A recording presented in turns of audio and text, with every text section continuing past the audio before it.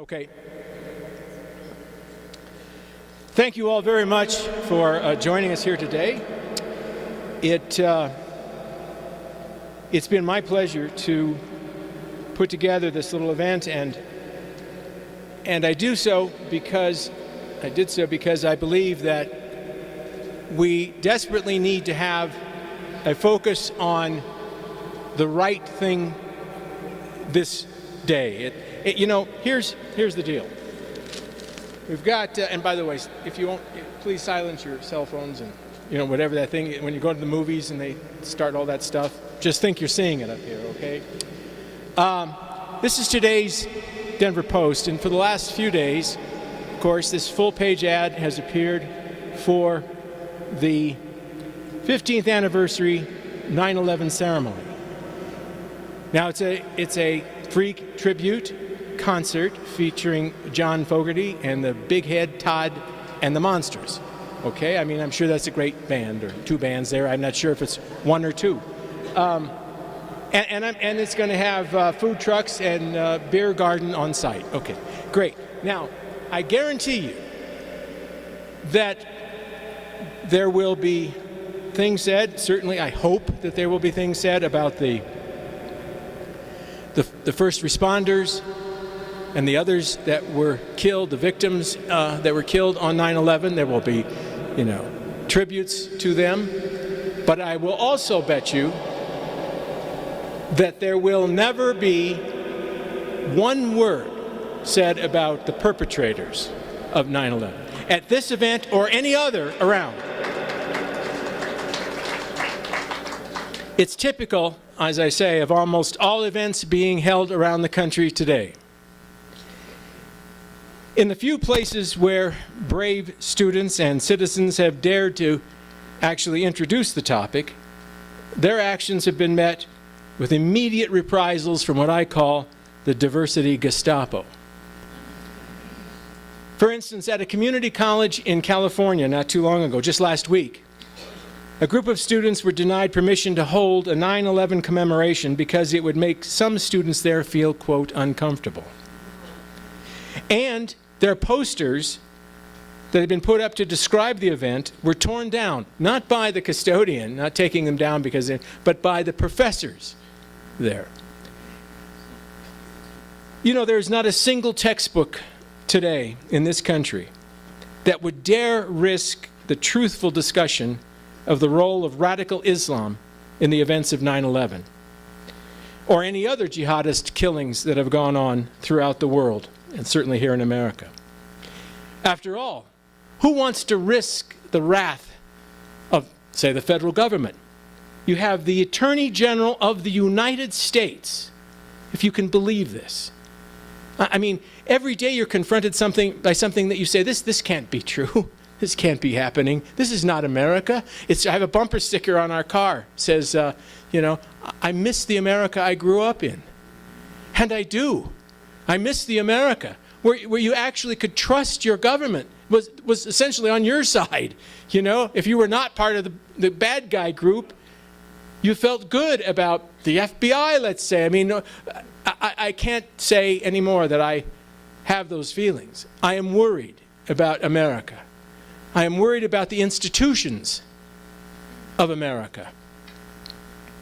They are under assault. Here is the Attorney General of the United States saying, she told a group of Muslim advocates recently that the Justice Department was prepared to take, quote, aggressive action against people employing anti-Muslim rhetoric. This is in America. This is, from somebody who is supposed to know what the First Amendment is all about.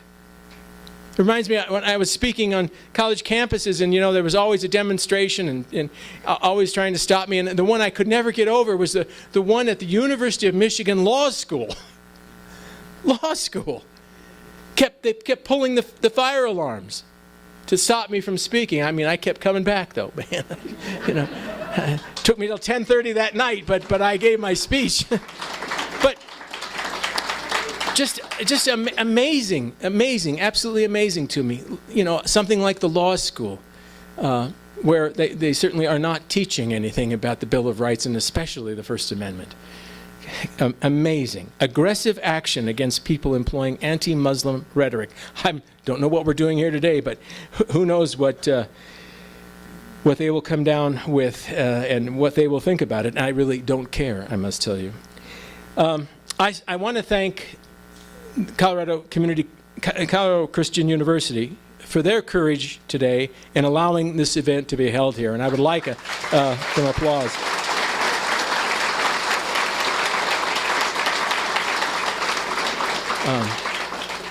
I will tell you, there were others that would not let us do this. So a special thanks, and when you see the folks from CCU who might be around here, please tell them that you appreciate their courage also. Virtually no public institution of higher education, or for that matter, any other public school in the nation, will hold forums in which an intellectually honest and thorough analysis of the historical events we refer to as 9/11 will occur. There will and should be praise, as I say, for the first responders, for their courage, and for the people, the other victims of the horrible, horrible tragedy, the murders of so many thousands on this day 15 years ago. But there will be no mention of the murderers. But here, we will tell the truth. You will hear the truth. I want you to tell others. There are students, and I'm hoping, I know there's a professor here who has a class, and he's given his students extra credit. I hope you're in here someplace. All right, there you are, sir. Thank you. As I say, I don't want to just be speaking to the choir. I want to have people here who need to hear this. Students need to hear the truth of what happened here in 15 years ago in this country. There will certainly be no mention of another taboo subject in the world of academe or the popular media, and that's the ramifications of massive Muslim immigration into the West. Well, into the darkness and ignorance created by the politically correct comes the light we are about to shed here today. And I'm going to introduce our shining star to bring that light is someone who I think most of you know. He brings you know what, Peter, I was thinking today, what a great, I was using all these metaphors. She's a shining star. You're a lightsaber. And I want to hear that. I want to hear that from now on all the promotions. And here's Peter Boyles, the lightsaber of Denver, Colorado. Come on.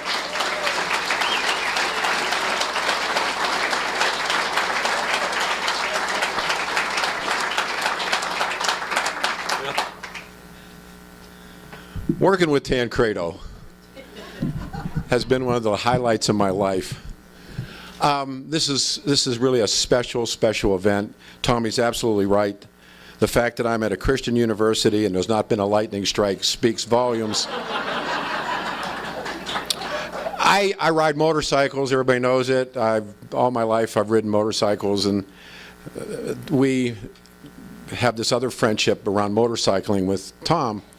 And the last couple of days have been great. I tried to ride Trail Ridge last weekend. I had 2 inches of snow and I had to come back. But this weekend and I finally got healthy. I want to introduce you to some special people. I've been 4 times in the Middle East in the last couple of years. And we just got back from Egypt. And there's a young man here. Actually, Mike's here too, Mike McAlpin, who has been running this entire afternoon and evening. Michael is... We got stories about our Egyptian travels together that we can't tell. However, with Michael and myself and George and Father, and we'll all be together coming, I want to plug this, and Tancredo will be there, North Jeffco Tea Party, Thursday night. All of us will be there and we'll talk about, and George especially, who's candidate for Congress, will talk about what we saw in Egypt and what's been happening. Long story short, I want to plug this Thursday night, September the 15th at 6:30 at Tri-City Baptist Church. in Westminster. And then next Saturday night, on the 17th, is going to be the big gathering, Decision 16, and John Voight's in town, and Mary Hart, and Sheriff Clark from Milwaukee. And you can look at that on the website on 710 KNUS. And I can see everybody there. It's a gimme like this, and it's going to be great. So as a motorcycle guy, I was with a kid this afternoon, and if you know bikers, every biker talks to every other biker. So he's telling me this story, and he's about a 30-year-old kid. He's inked up, and he said that he was sitting at a stoplight about 5 days ago, and he said he was minding his own business, and he was waiting for the light to turn green. He said that a carload of these bearded, young, very loud Muslims shouting anti-American slogans with a half-burned American flag duct taped to the trunk of the car and said, "Remember 9/11" underneath it. And the light changes, and he said the Muslims praise Allah, and they shook their fist at him, and they hit the gas, and they shot straight ahead of him. And suddenly, an 18-wheeler comes speeding through the intersection, and it ran directly over the car, crushes it completely, killing everybody in the car. And he says to me, he said, "Peter," I think to myself, "Oh my God, Peter, that could have been me." And the next day, bright and early, he went out and became a truck driver.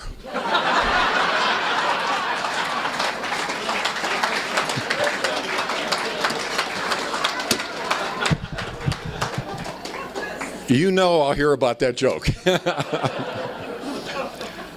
Most of the officers who are here tonight, too, are wonderful. I know some of the guys are here, the Glendale guys are here, and some of the local guys are here, and I actually think there's guys, they always talk like this, and they got those guys, I don't know who they are, but yeah, they're either following me and Tancredo or they're working here. Robert Spencer is the reason I know Pam Geller. And this is years and years and years ago, and I was working at Brand X before I got fired, and I was coming to work, and the all-night guy on KOA was ripping this guy named Robert Spencer on the air, calling him a racist and all these horrible things. And this is prior to 9/11. And I'm saying, man, this guy, he's going after him and crushing the guy. So I get in on a job, and I say, "Robert Spencer, let's look him up." And I find this remarkable, then pretty much unknown website called Jihad Watch. And so I call the guy up, and if you know Robert Spencer, I mean, he's the most pulled back individual who is stone cold brilliant. And I said, "Hey, you know, hearing bad stuff on you. Obviously your place is with us on the radio."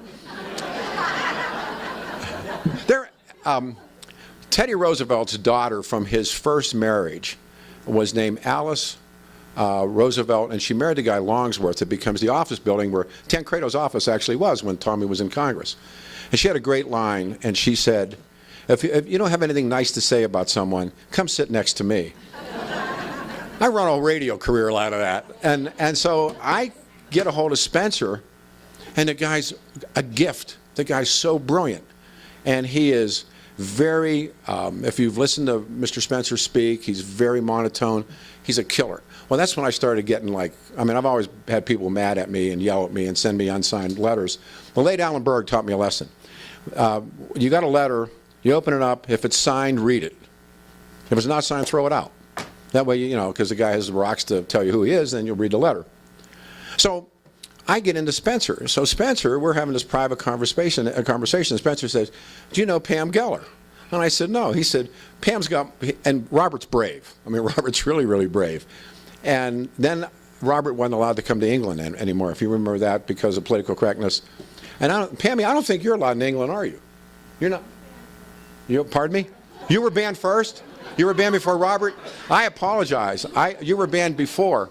And they get banned in, how can you get banned in San Francisco? I mean, they're they wanted to buy cab backs. Now, and I am this huge champion of gay rights, but they had, the gay capital of the world, San Francisco, and they wanted to buy bus sides and cab backs and about what the jihadi people were doing to gay people. And these people, they banned them from, the stuff that Tom's talking about. It was a horrible thing. So, anyhow, I've never met Pam until today. Craig Silverman's here, by the way, who is my colleague and my dear friend. Craig, actually, they know one another. I never met Pammy before. Big man, stand up. And anyhow, so I start putting Pam on the air. And I have Pam and Spencer. And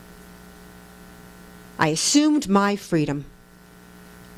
And so on 9/11, when I was watching those towers come down, my premise was shattered. I didn't know who had attacked the country, and I felt guilty about that. I set about to find out. I read Ibn Warq and Bacheyor and Robert Spencer. And I noticed that the more I found out, the more the elites, the cultural media elites, were scrubbing and whitewashing. Of course your children don't know anything about 9/11. It's a day of service, don't you know? It is not a day of service. It's a day of mourning. Largest terrorist attack on American soil. You want a day of service, you make it 9/12. But again, it's a way of the leftist Islamic alliance, the red-green alliance, of obfuscating an issue. And this is what we're living in now, the age of deceit, the age of fear.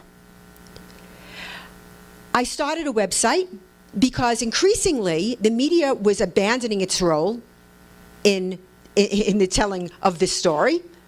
And I was commenting on jihad blogs, many of you know them. And someone sent me a template, and I started blogging, started Atlas Shrugs. Now, it's important that you know this and understand this, because I'm just a girl. I'm just an individual who started blogging, and the work that you see and you know came as a result of the mothership, Atlas Shrugs. The ads, the lawsuits, all of it. And I know that they want to paint me as some kind of a hater, racist, Islamophobic, anti-Muslim bigot. I'm sure you've heard it all. And yet, when they talk about CARE, an unindicted co-conspirator in the largest terrorist funding trial in our nation's history, half of their leadership is convicted of jihad terror-related crimes. They're the largest Muslim advocacy group in America. Things don't just happen. They are made to happen. What you are seeing, the Islamization of the workplace, the Islamization of the public square, the Islamization of your children's curriculum, is all by design. It is not by happenstance. It is a huge machine. George Soros spends upwards of $1 million to come up with opposition research on me and my colleagues. We now know that Soros and other leftist organizations were paying media. There's conspiracy theory and there's conspiracy fact. We now know it's conspiracy fact. Paying media to push the nuclear pact with Iran. NPR, the venerable NPR. I mean, we're not talking about Daily Kos here. NPR received $750,000. There is a machine at work to destroy your freedoms, to destroy you. It's a war. And I will tell you that the rules of engagement in the information battle space are as brutal as the rules of engagement in the fields of Afghanistan. It is a war of ideas. And this is why I do what I do. The lawsuits, the ads, I know I'm a provocateur. Yes, everybody wants this kind of attention. Let me tell you how glamorous it is. The ads. Let's talk about the ads for a second. As you know, I've run ads in cities that caused enormous controversy. Why did I run those ads? Because I was responding to disgusting, libelous, pro-jihad or anti-Israel ads that needed a response. It's not rocket science.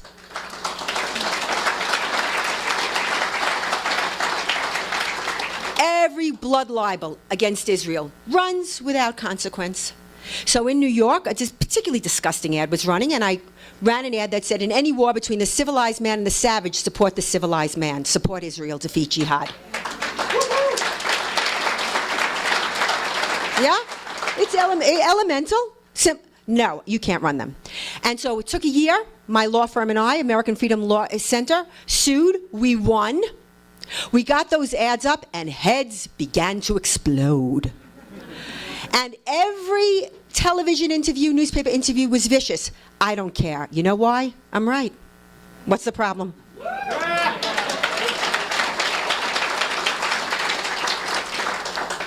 I mean, the best is Erin Burnett. Watch the one with me and Erin Burnett when she's saying that, well, you know, that word is savage. It's very offensive word. I said to her, well, did you see the beheading video of Daniel Pearl? Was that savage? Well, I don't know if I would call it as soon as she couldn't say, and if you've seen that, I had never seen a beheading video, and I never saw one after that. I only had to see that one to understand the enemy. Because, beheading, I think you're taking a big sword, a chrap, the one chop of the head. Oh, no. Oh, no. This takes forever with a dull knife. It's unbelievable and gruesome. Savage.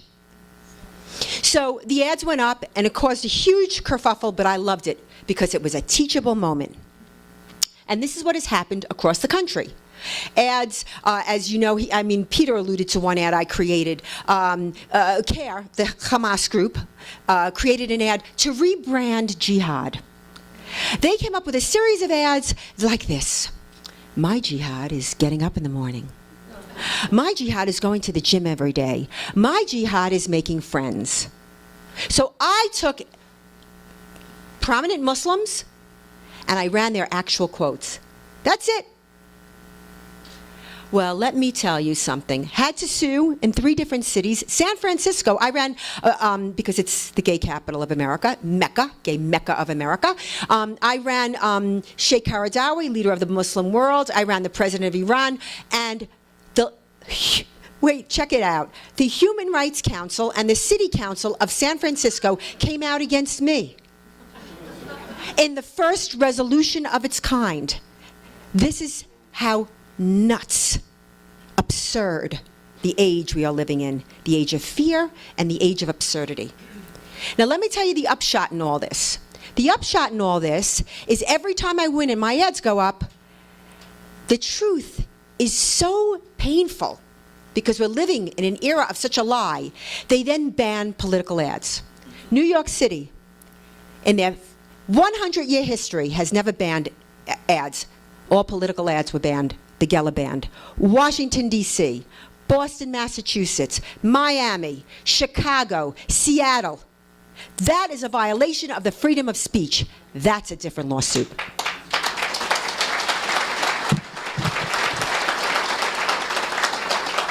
Here in Denver, they're too cute by half. They say that they run political ads. And right now, as we speak, they're running vicious Boycott Israel ads. Boycott Israel, that whole boycott, divestment, and sanction movement, so that you understand what it is the same thing as Kristallnacht, the Nazi template of economically boycotting Jews to dehumanize them and delegitimize them. It's the same thing. Different coat, same person underneath. It's a vicious dehumanization campaign. Anyway, so I submitted ads to Denver, of Muhammad quotes. Again, I never editorialize, ever. And it was Muhammad saying, I have been made victorious through terror. All of his direct quotes. Now, they wouldn't run it. Oh, first they made me go through, I had to prove everything I said. So Bukhari, Quran, everything. Then they said, we're not going to run the ads. So I have to take Denver to court now. And you wait and see. In a year,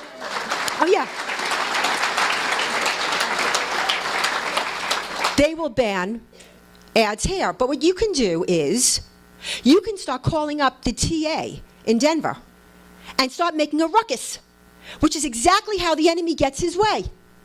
Start making a ruckus. When you get up in the morning, you say, what can I do today to save the Republic? You have to make a ruckus. You have to make some noise. You have to do this. You know, it's an interesting thing, this war. It's like people get so upset. They're like, oh my God, the problem is so big. I can't handle it. It's insurmountable. You know, why do they think of it this way? It's like a doctor saying, oh my God, there's so many sick people in the world. I can't cure everybody. I'm not going to cure anybody. Really, think about it. They won by drip, drip, drip, relentless drip, drip, drip. That's what we have to do. You have to, every time you see an injustice, you have to fight it. For example, Tom Tancredo brought up Facebook. Ha ha ha, wasn't it funny? I'm not going to make jokes because I don't find any of this funny. I'm sorry. He put up a picture and he was banned. He was blocked for two weeks, 2 months, right? Now, I will tell you that this has happened to me 3 hours after the Orlando shooting, where I named the jihadist. They not only took me down, they took my Stop Islamization of America page down with 75,000 members. Now, I make a stink because on Facebook, my page alone has 500,000 followers. So I get on there on my pulpit and on Twitter, and my people, shoulder to shoulder, blast it out. And so now it became a big story. Daily Mail did it, Israel National News did it, Russian TV, I mean, across the world. And they reinstated me. But what about you? What are you going to do? Which is why we're suing Loretta Lynch.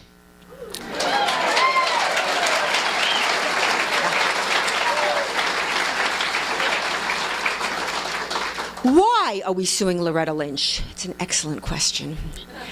Because I mean to win. I won't sue because a lawsuit sounds good. We need to win. When people file bad lawsuits, they set bad precedent for us. Loretta Lynch is being sued, Department of Justice Attorney General, because Facebook, Twitter, and YouTube enjoy immunity from these lawsuits, violations of the First Amendment, under Section 230 of the FCC code. So we're going to sue, we're going to win, and then we're going after Facebook. Oh, yes.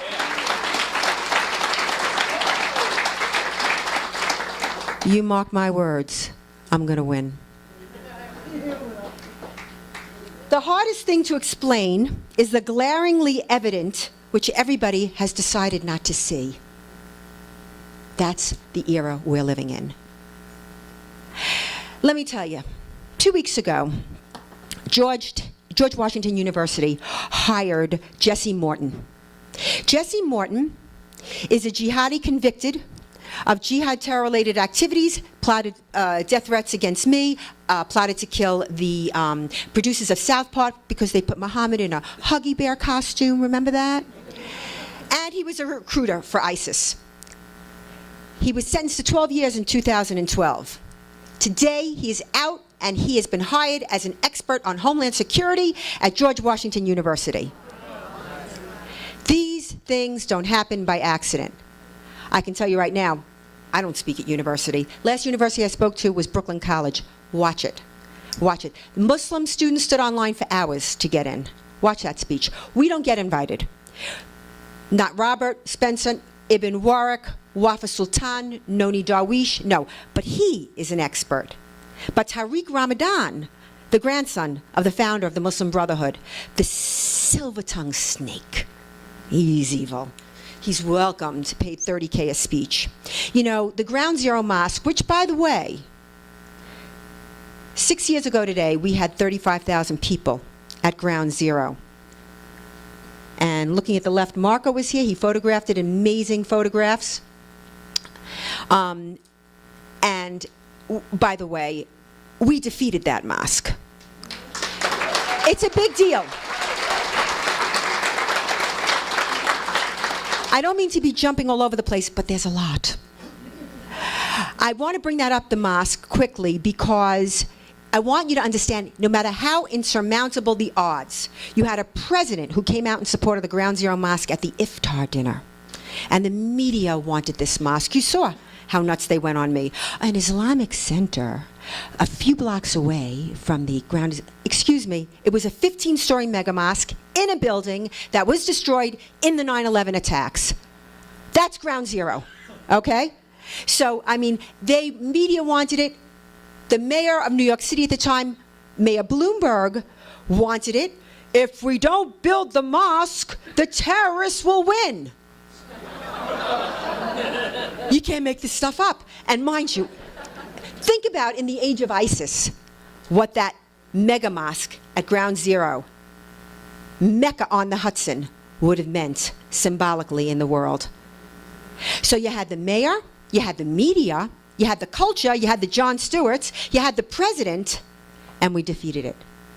I tell you, the power of the people is the greatest power in the world. Do not underestimate your power. This is what they want you to do. You see, because this country was based on individual rights. It was the first country in the history of man, the first moral government in the history of the world based on individual rights. And everything brilliant and noble that we achieved as a nation was a logical fidelity to that principle, the power of the individual. When people talk about American exceptionalism, something President Obama will never begin to understand. So when he's asked, you know, do you believe in American exceptionalism? Well, I believe in it like I believe in British exceptionalism and Greek exceptionalism. That's what he said. Wrong. Wrong answer, President Obama. American exceptionalism is individual exceptionalism. It's the exaltation of the individual. That is something that we cannot lose in this country, or the country is forever lost.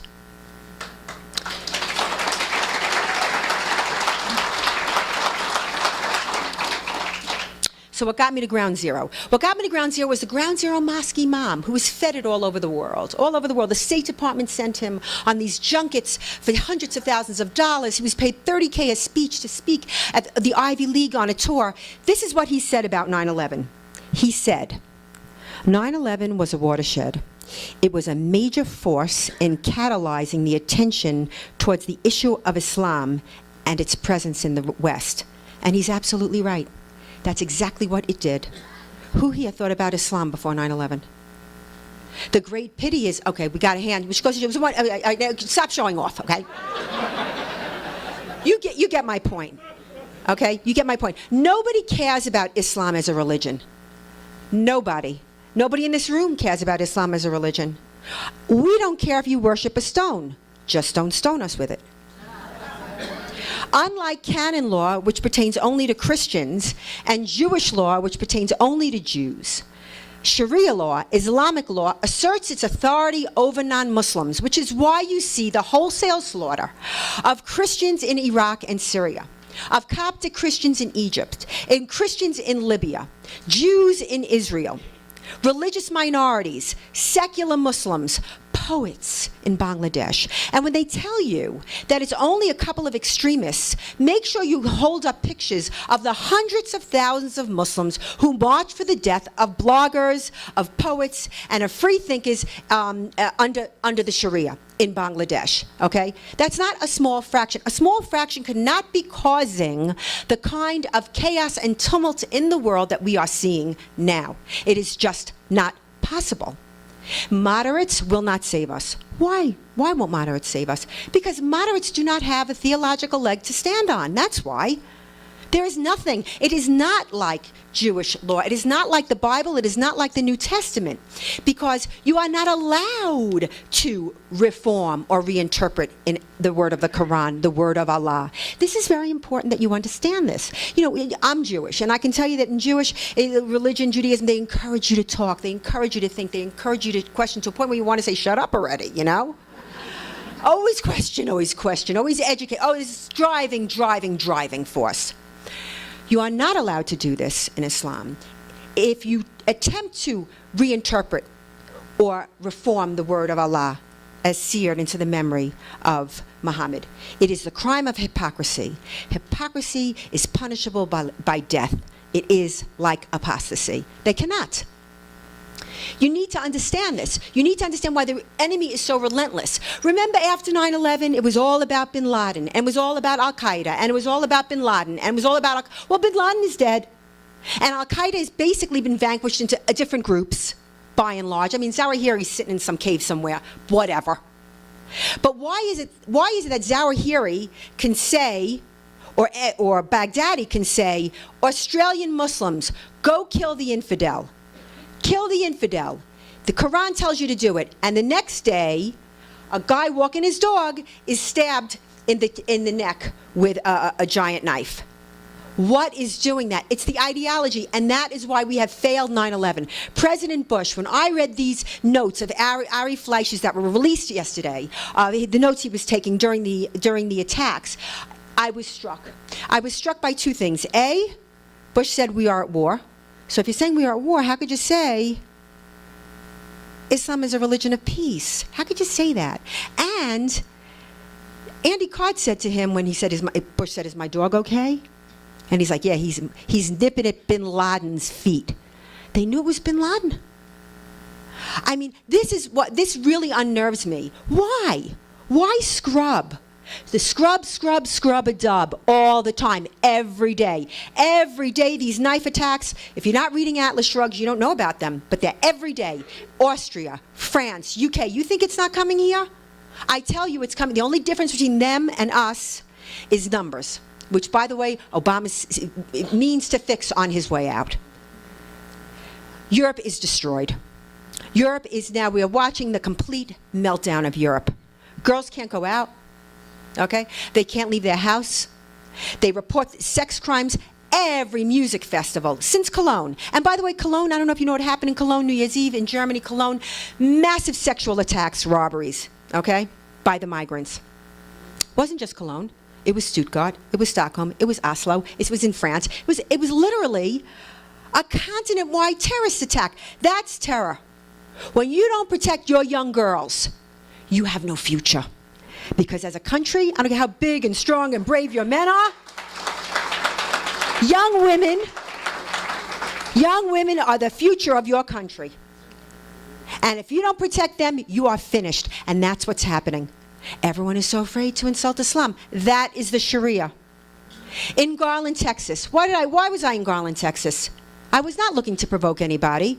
3 days after the Hebdo slaughter, Muslim leaders in America gathered in that venue in Garland, Texas, to stand with the Prophet in support of the Sharia. If there was ever a time to stand up, American Muslims, and show that you can integrate and you can be compatible with the First Amendment, wouldn't it have been then? No, they held a conference against Islamophobia. What is Islamophobia? It's a thought-crushing device designed to kill any criticism of Islam. That's Sharia. Under the Sharia, you cannot criticize Islam. It is punishable by death. That's it. So we went to Garland because Muslim leaders in America stood up for the Sharia, and the media just, thought that was darling, And we held an art exhibit. And the point was to show Muhammad was depicted all through 1,400 years. He's been depicted and they weren't killing people. Why are they doing it now? To violently impose Islamic law on the West. And it's working. Salman Rushdie just did an interview recently. You know who Salman Rushdie was. 1979, Ayatollah Khomeini, supreme leader of Iran, issued a fatwa on his head because he insulted Muhammad in his book, Satanic Verses. Here's what he said when asked would he do it again. He said, I'm not sure.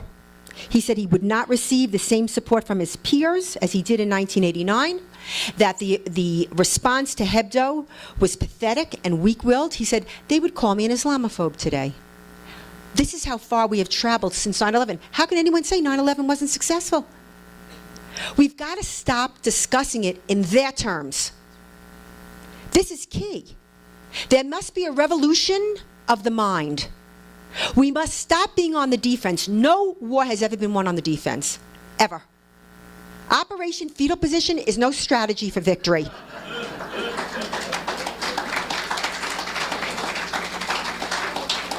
So I run those ads. I love those ads. Love them. I had Hitler on the bus, commiserating with the leader of the Muslim world. Oh, people didn't like that. You put Hitler on a bus? You can't put Hitler on a bus. I said, why? We defeated him. What's the problem? He's a fact of history. What's the problem? They didn't really like the Mufti. That's who they didn't like on the bus. Because the Nazis paid. You can say what you want. The Germans have paid for what they did. I don't see the Muslim world paying for what they did. They had a large role. The Mufti al-Husseini, the leader of the Muslim world, raised Muslim armies for Hitler in Bosnia. He was responsible for the death of 400,000 Jewish women and children. He was building a death camp on the blueprints of Auschwitz in Nablus. I mean, and they let him escape. The French let him escape. He wished he was a bigger player, but my God, they were just in the desert with rocks and stones. They were riding Hitler's coattails. But people don't know this. And while the interviews were very hostile, I got to say these things that people didn't know. That there were Palestinian Muslims and there were Palestinian Jews before the establishment of Israel in 1948, and the Palestinian Muslims were slaughtering the Palestinian Jews. That the leader of the Muslim world was conducting pogroms, and where did the leader of the Muslim world, al-Husseini, cut his teeth? In the Armenian Holocaust. And we're still debating that one. We're so afraid of Turkey that we will not, I mean, what happened to us? We're supposed to be the force for good.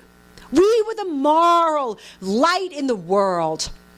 And that is why you see the world spinning out of control. Which will take me a little bit to the election, if you don't mind.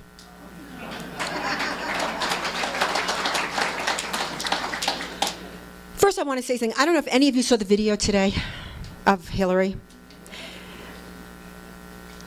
That woman is very sick. I mean, I've been studying this woman for a long time. I have no love for this woman whatsoever. She's a criminal. She's evil. She is. She sold out this country, pay for play.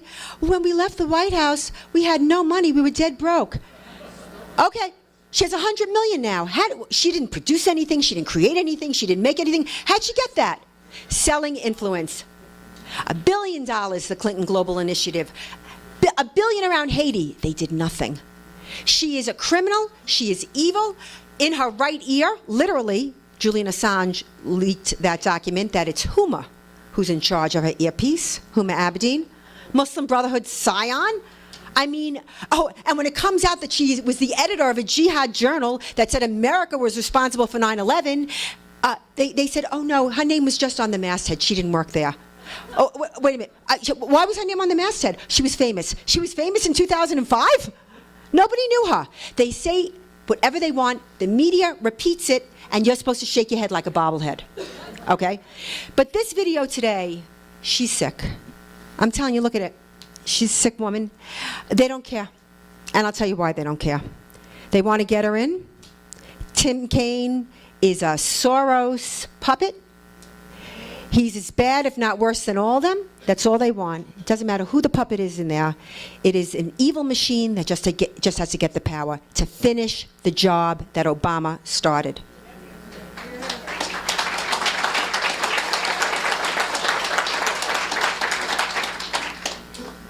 As for Trump, yes, he was vicious. He was vicious after Garland came after me, said I was an obnoxious blowhard. I wonder if he was looking in the mirror. He said that I was a terrible messenger, that I was taunting Muslims, and all this. I want to say a couple things. I was for Cruz. I loved Cruz, okay? I did. I think he's a great man.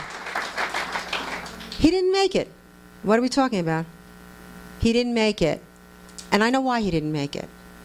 He didn't make it because in this fight, you need an ankle biter who gives it as good as he gets it.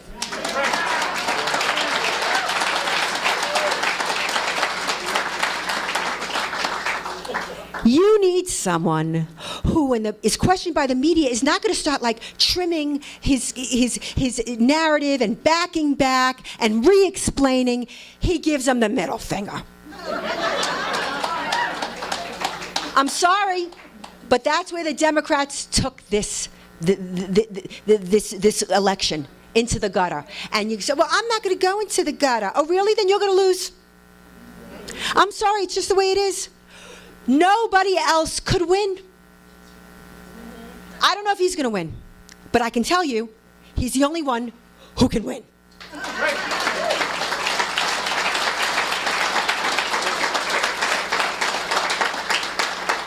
I did not support him at first because I said, if you don't understand the First Amendment, you cannot be President of the United States. But I do not believe that Trump would make those remarks today.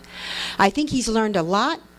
I know some of the people that are advising him, they're very good people. And I'm saying this. Did he apologize? No. Does he ever apologize?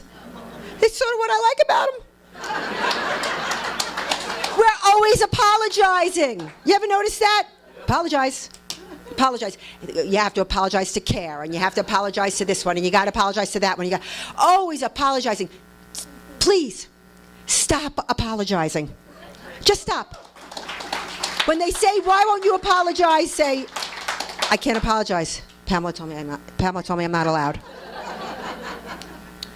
A victory for Trump may not be a victory for conservatives,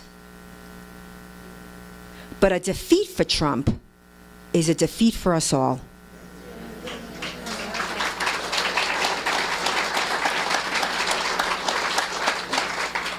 We must be more aggressive. We must go on the counter offense. You know, everyone's always talking about diversity. You notice that? Diversity and multiculturalism. We need more.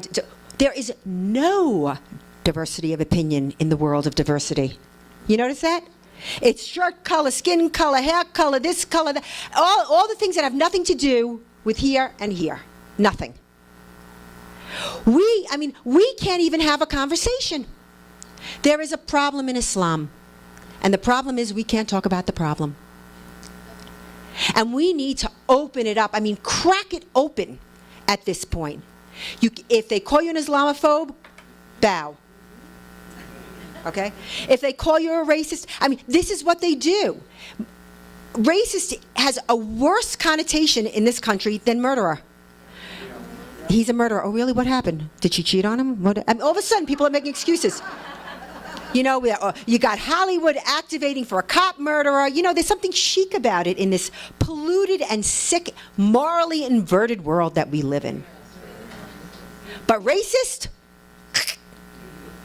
And what's interesting to me is how Islamic groups have adopted the narrative of the African American community, which of course for me is hysterical, but it's not. Because in Arab countries, the word for black is abid, slave. The modern day slavery in this world is in Muslim countries. Mauritania, 20% of the population of Mauritania is blacks enslaved by Muslims. Reverend Sharpton, call your office.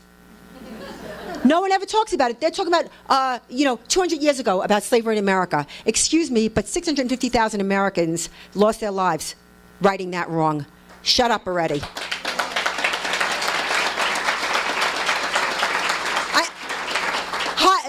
Blacks enjoy the highest standard of living in this country. Enough.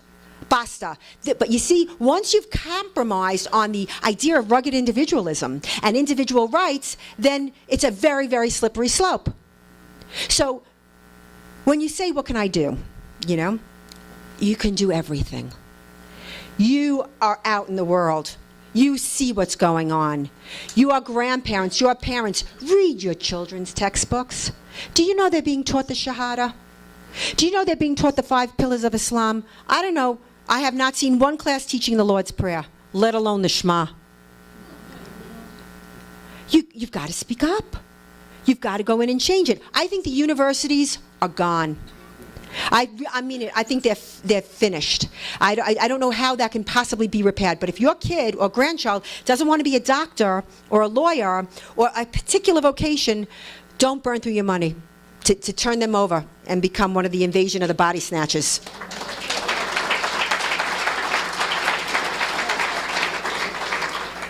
The world is changing. You may not see it from yesterday, but nothing happens for decades, and decades happen in a day, and people are seduced by the illusion of permanence. This is not the same country it was 15 years ago, and it's certainly not the same country it was 30 years ago. The left declared war with, a little girl in a daisy. Remember the little girl in the black and white commercial? Little girl in the daisy. It is the worst kind of evil with a happy face. This is what we're seeing. You cannot be fooled. You must have the courage of your convictions. You are right. You are righteous. Do not bow down. Do not back down. If you're in a bakery and you hear somebody say something stupid, answer them. Answer them. So you're going to lose friends? You don't want those friends. I mean, actually, I have no friends. I really did. I really lost a lot of friends, it's true. But I can't talk to somebody who's off their minds. We are living in the age of absurdity and lies. My God, do you remember the narrative was every time there was a jihadi attack, lone wolf, lone wolf. We hear about the lone wolves every day. Well, that's a lot of lone wolf packs. There are no lone wolves in the global jihad. President of Turkey, Erdogan, oft quotes an Islamic poem. The mosques are our fortresses, the minarets are our bayonets, and the Muslim faithful are our soldiers. There are no lone wolves. They are all Muslim soldiers, and their playbook is the Quran, and there are 1,400 years of jihadi wars, land appropriations, cultural annihilations, and enslavements. 300 million victims that no one ever talks about. And I will not be a party to that. Dangerous what I do? I say it's more dangerous not to do it. People are afraid. I say it's more fearful to be afraid. Look what's at stake. Everything. You won't like what comes after America. And whether Trump can purge the DOJ, yeah, you got to purge the DOJ. When you have William Killian of the Department of Justice vowing to criminalize social postings on Facebook, Twitter that offend Muslims, you better get involved. Now, when I read that, and he was going to announce this at an outreach meeting in Manchester, Tennessee. Hello? Clarion call, everybody haul butts to Manchester, Tennessee. And you know what? They did. In a town of 10,000 people, 2,500 people showed up. The place, it was a little place, like a little, was overwhelmed. And they backed off. I'm telling you, you got to get off the couch. Now, I know I'm preaching to converted because you're here, but maybe this video will go out elsewhere. There are people that are feeling defeated. I mean, at these functions, people will say, oh, he lost. Says who? Katie Couric? I tell you, there is hope. I mean tangible hope, real hope. Brexit was hope.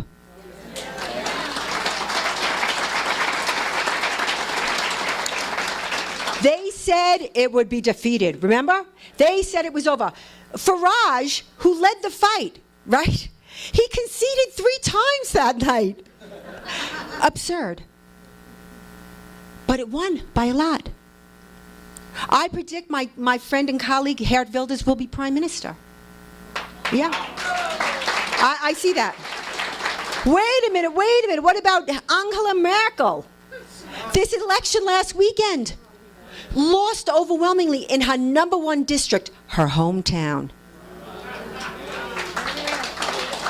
I'm telling you, there is, as I said, there is never in my lifetime, never so much a difference between the zeitgeist and the reality. What they want you, the ideas of the day, the opinions of the day, what they want you to think, and what people are actually thinking. Be unafraid. You see something, you see an ad. Let's say you see an ad. Write me. What do you want to do? I'll help you do it. I'll help you do it. You got something wrong in your school system? Somebody at work? You got fired because you said something wrong? You must start fighting back. And you have right on your side. This is what's so magnificent. You must start fighting that. We see the mosquing of the workplace. I mean, I'm talking a long time. If you start to nod out, let me know, because there's so much. Because there's so much. The mosquing of the workplace. We see it. Heinz, Hertz, Disney, Walmart, the big American iconic companies, okay, they're being sued. Disney's being sued because she wants to wear the hijab. Well, Disney has a dress code since 1957. So Disney, this is always, whenever they try and appease, that's when they go for the jugular. Disney says, you know what? We'll design a costume incorporating your Islamic garb. Because, yeah, they said, look, well, you can work, everybody wears a uniform, go to the back office, we'll put you in the back office. I don't want to be in the back office, I want to be on the floor. Yeah, of course. So they said, okay, we'll design a costume incorporating the Islamic garb. And they did. And she goes, I wouldn't wear that thing. Oh, but you wear that thing. So Disney's being sued. Walmart, Target sued because the cashiers would not handle meat that was haram, that was not halal. If you're not going to handle meat that's not halal, why get a job at Target or Walmart? Go to the halal butcher. Get yourself a job there. Sued and lost. Sued and lost. Hertz, and it's always the companies that are the most benevolent, the most giving. Hertz was giving prayer rooms, prayer rugs, and prayer times. But here's what happened to sweet, kind Hertz. They weren't coming back. They were going out for prayer and they weren't coming back. Now Hertz says, well, you gotta come back. You gotta clock in. That's how we'll know you're coming back. We're not clocking in. You have to clock in or we'll suspend you. They wouldn't clock in. They were suspended. And now they're being sued. And this administration, and I can show you the Clinton administration, okay, will rule in their favor. It's what they do. Benghazi, we're being attacked on 9/11, and the President of the United States blames the First Amendment, blames a video that had 40 views. This is what incited the world.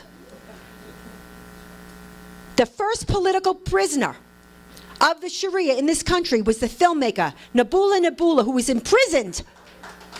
And it was, and I don't want to even say this, and it wasn't even the video, because even if it was, this is the country of the First Amendment. You stand up for it. Hillary Clinton invited the OIC. The OIC is the Organization of Islamic Cooperation, the world's largest body, consisting of 56 Muslim countries and the Palestinian authorities. I hate saying the word Palestinian because there is no such thing, but that's another speech. They have been seeking to impose the defamation, the blasphemy laws under the Sharia on the West since their inception. And let me say this, there is no blasphemy in a democracy. I'm sure you don't like it when they say nasty things about Jesus Christ, when on South Park they have him smoking cocaine. All terrible, nobody likes it. But you're not going out and you're not killing people over it, okay? On campuses, Jewish students are not safe. If you are pro-Israel, you're going to get an eviction notice on your door by ha-ha-ha Muslim students. They're going to harass you. They're going to beat you up. That's a fact. And the administration are scared to death of the Muslim Brotherhood groups like the Muslim Student Association that, with force, impose their Sharia and their Jew hatred. Islamic Jew hatred. It's in the Quran. This is what we see over and over and over. The lack of civilizational self-esteem. Where'd it go? Go watch those movies with Robert Mitchum and John Wayne, and they just walk like Americans, you know? Like, we're great. We're Americans. Such a thing. And they've worked so hard, decades and decades, to destroy it. And I tell you, they're on the cusp. They're on the cusp now. You know what was the most disturbing? Let me tell you the one last thing. The most disturbing thing about Garland. The most disturbing thing about the Garland terrorist attack, not that we were attacked, not that a cloud of darkness went over everyone that couldn't see, like the spell of Islam. 2 weeks ago in North Carolina, a leading recruiter for ISIS was arrested, Eric Jamal Hendricks. And in the indictment of Eric Jamal Hendricks, it comes out that he was the ringleader of Garland.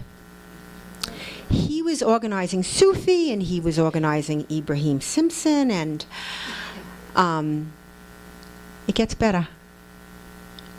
He's still at large, right? 15 months later, he's the ringleader, right? And there are conversations with him and the undercover FBI agent. Now, this story broke. It broke big because in the transcript it said that the FBI agent said, tear up Texas. So the left, Daily Beast, New York Times, they all went nuts like, you see? The FBI entrapped them. Oh, wait a minute. So, like, if the FBI said to me, tear up New York, I'm going to strap one on, get myself an Uzi, and kill hundreds of thousands of people? I mean, it's just, the idea of this entrapment is so absurd on its face. Could anyone get you to kill hundreds of people with a go in to a Christmas party in San Bernardino and slay everybody, and then when they're laying there laughing and shooting them, continuing to shoot them, they never tell you about the gruesomeness of the attack. They never tell you about what happened to Colleen Hufford, who was, slaughtered, beheaded by her co-worker. By her co-worker because she said something negative about the Sharia. And the mosque was teaching the caliphate. We knew this from an informant. Not the media didn't have the story. I got it from Robert Spencer. Teaching the caliphate, teaching hatred of the U.S., and what did Obama do? He sent that mosque a letter of commendation 3 days later. Every one of these attacks has a mosque behind it. Every single one. 80% of the mosques in this country are funded by the Saudi. 80% of the mosques in this country, according to 4 separate surveys over the past 13 years, are teaching, preaching, advancing jihad. But back to Garland. So he's telling him to tear up Texas. This undercover agent, you with me, comes to Garland. He's in my event, like with you right now. He's in my event. He can't have a gun because we didn't allow any guns in the event, which is why the two jihadis stormed the building with their AK-47s. Eric Jamal Hendricks is asking the FBI agent who's in my event covertly, how many people are there? Is the FBI there? How many law enforcement is there? I don't know what he responded because that wasn't in the indictment. What I found really upsetting and disturbing, not that he was there, I don't mind, not that he colluded in the attack. You know, Donnie Brasco, you got to get in with them to expose them. I get all that. What bothered me is that the FBI didn't have anybody there. What did the FBI hope to happen when the shooting started? What did they think was going to happen? Look around you. Look how much, I mean, when we do these events, look around you. Look what we have to do. For me to have this conversation with you, look at the little army that we have to have just for me to talk to you about this. That's the state of freedom in this country. That is the low state of freedom in this country. I know that. I know that, which is why I had an army there, and which is why, unlike San Bernardino, and unlike Orlando, and unlike Fort Hood, and unlike Chattanooga, and it had the best American outcome. The best American outcome. We exposed the jihad cell. We took out the jihadists. We arrested other people. I mean, but you never hear it in that context. And I will tell you the very best thing that happened out of Garland. The very best thing that happened out of Garland was this jihad cell had been planning for a year. They had been going out into the desert, practicing target shooting. They had wanted to blow up the Super Bowl. Why am I telling you this? Because if it wasn't my event, it would have been something else. It would have been a movie theater. It would have been a mall. It would have been San Bernardino. And people would be dead today. We saved lives. Make no mistake about it.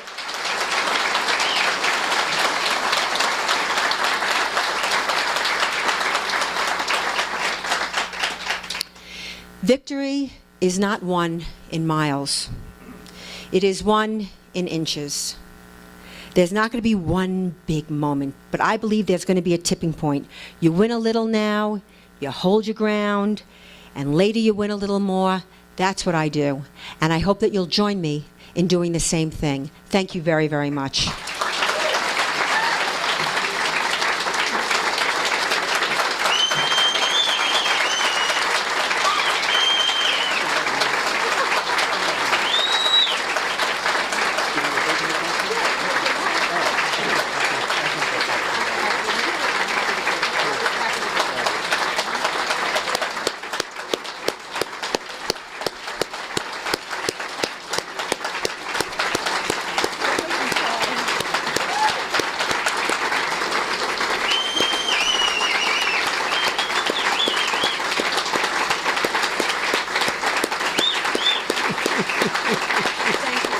That's,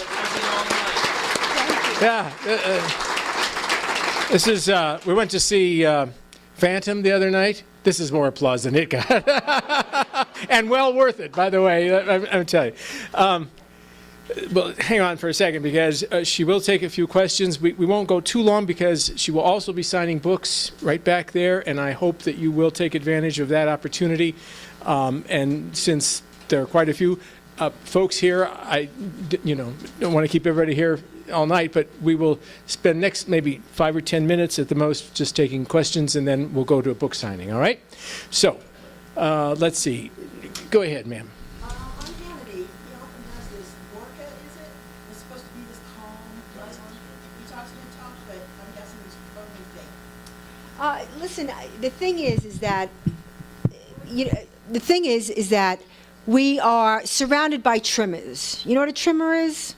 It's someone who trims the narrative to make it more palpable, to make it, and so there is that element of not being completely forthright for fear of not being, you might lose the Hannity gig. You know, I haven't been on Hannity in a while. You might, people want to be in the mainstream. They don't want to lose the gig, and so they'll trim the narrative. And I think that that's a huge mistake, because it's a lie. It's a lie. Like now, this it's mental illness. Sudden mental illness syndrome, when they're screaming Allahu Akbar. You can't make this stuff up. And so, look, I don't think you're going to get any kind of real story off the television. I'm sorry. You have to choose who edits your news. Of course, I believe, based on my 15 years, I was going to say 1,500 years, it feels like that, right? You know, my website, I update it 15 times a day. I stand on my reputation. I stand on everything I ever reported. People say, oh, I post the truth. you know, that's what you need to do. You need to torment the enemy with the truth. I know I do. Tell them how to get their website. Oh, yeah. PamelaGeller.com or AtlasShrugs.com. Also, get on Facebook. And when you get blocked or something like that happens, take a screenshot, send it to me, because we're going to need it for the big case. I have hundreds, I have thousands, even so. Get on Facebook, share, share, share. It is organic media. It is the only real media, the sharing, okay? People share what they want. They don't have to share what Scott Pelley tells them to. You need to get on these social networks, and every single day you have to share articles. I don't care if it's mine. You have to get the news out. You are a one-man media organization, and you must impact your sphere of influence. There's no excuse. It's the least you can do. And you will love her site. I'm not kidding you. You will get every single day. You will get a message from her listing all of the things that had happened around the world in that last 24 hours. You can't believe. You sign up, and it's free. Yeah, sign up. But you will love it. Okay. And I've never sold a name, ever. Not once. Sir, as loud as you can. One of the things you left out was Hillary called half of the Republicans deplorables, and one of the definitions of deplorables is Islamophobes. Yes. So, according to the Democratic Party, or at least Hillary, which they all agree, I know that, we're like racists. It's what she said that. She actually used that word, and she used Islamophobes too. Listen, this is what they do. Look what happened to poor Matt Lauer. Anyone that goes off the reservation, no matter how many dedicated years of service, okay? This is totalitarianism, don't you see? And they mean to shut down. President Obama in October means to turn over the internet to the UN. You know what that's about. We have to fight that. There are so many fights when the man says there's something you left out. Let me tell you something, mister. I left out a lot.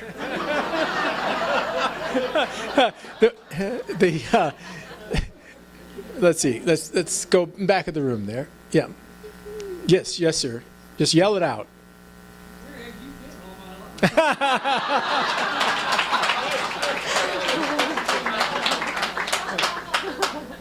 Thank you very much. My question is this. You're Jewish. I am. Why, I asked the Jewish friend this, and he gave me an answer. I want to hear what you have to say. Why do so many Jewish organizations in the Jewish community support this Democratic plan? I don't Yeah. never again. Okay, it's a good question. First of all, I just want to say, across all religions, I mean, you got a pope. I don't want to go there, okay? Just saying. I mean, you got some churches with their outreach and their nonsense and my point is, it's really across the board. But what I will tell you about the leftist Jews that you're referring to is I can tell you this. A, they worship at the church of human secularism. They are by and large godless. The religious Jews are all with me. Also, let's look to the Bible. Yeah, it's true. The religious Jews are all with me. Yes, there's no question about it. Let's look to the Bible. Two very quick stories. So Moses went up to get the tablets. You remember that, right? Okay, went up, and down in the valley, they're commanding, they're making a golden calf. Well, those were Democrats.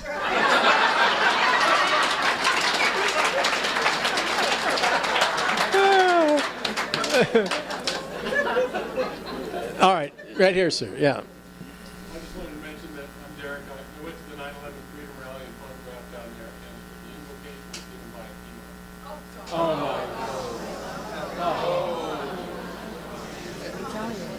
Y'all heard that? he went down to the 9/11 celebration in Denver before he came out here and was photographing. The invocation was given by an imam. This is what I'm trying to tell you. We don't care about the religion, okay? Islam is a complete system. It's legal, dietary, political, social, it's everything. In military, it's everything. This is what we're concerned with. We're not concerned with the religious aspect. I said, you know, I don't care if you worship a stone. Don't stone me with it. I care about the political aspect. I care about the legal aspect. And all of this hate speech, it is Sharia.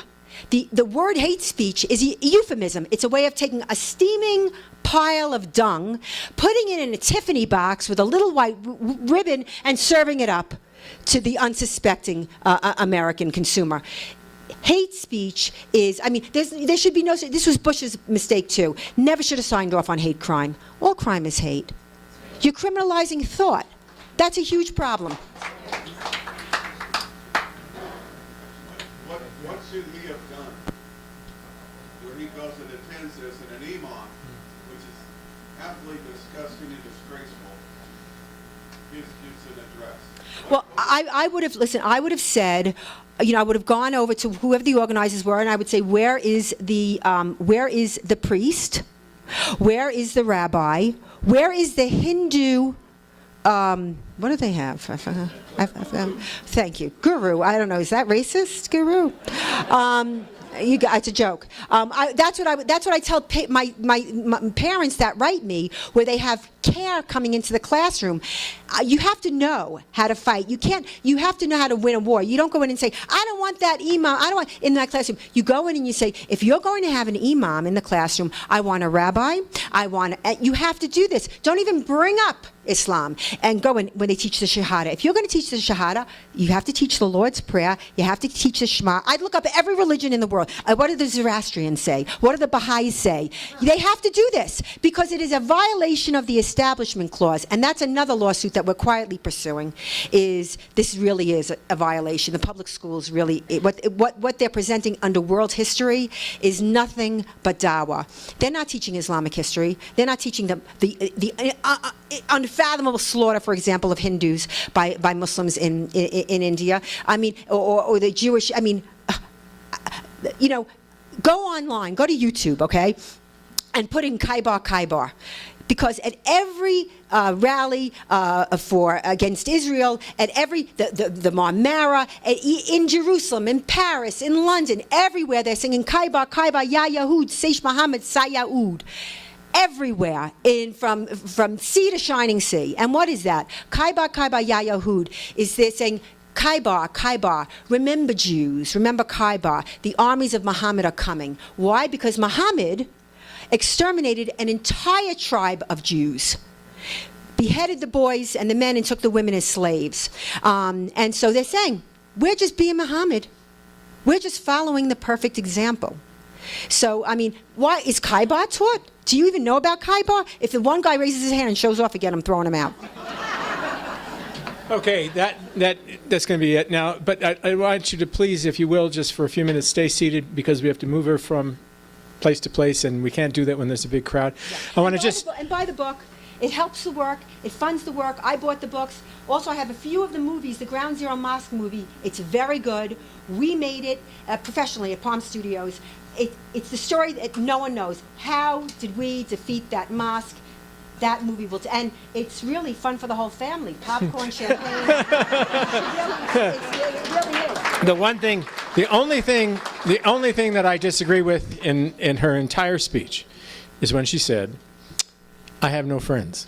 I think you've got thousands and thousands of friends. Okay. All right, so that's it. Stay seated for a little bit. You guys want to, yeah, go ahead. Yeah, that's exactly right. We are absolutely. You know, there's